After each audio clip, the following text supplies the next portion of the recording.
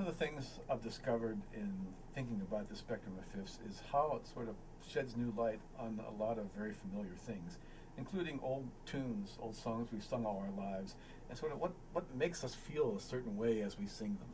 And so I'd like to take something like Happy Birthday that everybody knows and look at it analyzed through the spectrum of fifths.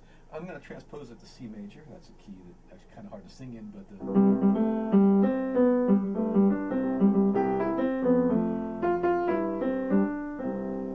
if you start thinking about these pitches, where are of course, the crunch pitches in C major are the sharpest pitch, the B, and the flattest pitch, the F natural. Look at how this is used in the tune. The sharpest pitch is sort of used to set the table to get things started, which resolves. Now that sharp pitch is being used again, but it's being used against the chord of the flattest pitch, F.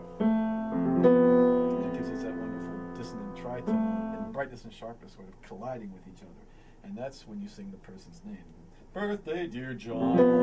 You just love that moment. But there's still more. But wait, there's more. There's this. You get to jump up and sing that extremely flat grandparent pitch before it resolves. So often I find in folk music that, and also in a lot of classical music from the tonal period, that the presence of the grandparent is reserved for the ending of the piece. That's why we have plagal cadence. Amen, you don't start a piece with amen, you end it with amen, because the fourth chord, the subdominant, the flattest note of the key, always wants to sort of take over, unless we've really established tonic and it's really comfortable about its position. Then it can take the challenge of the grandparent and not be knocked aside by it. And that's what happens in so many folk tunes. Oh, Susanna is a good example. It's all pentatonic until we get to Oh, Susanna.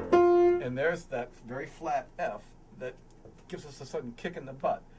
You can't start the song by singing Oh, Susanna, because then it would sound like that was the main note of the key. We'd think it was some song in F. But if we have lots of C pentatonic, then when we get to here, it's ready to work its way back into the world of the parent and not the grandparent key. So those things are things that take on a little more extra color and meaning if we just view them from the standpoint of where are the pitches that are making the melody have life in the spectrum.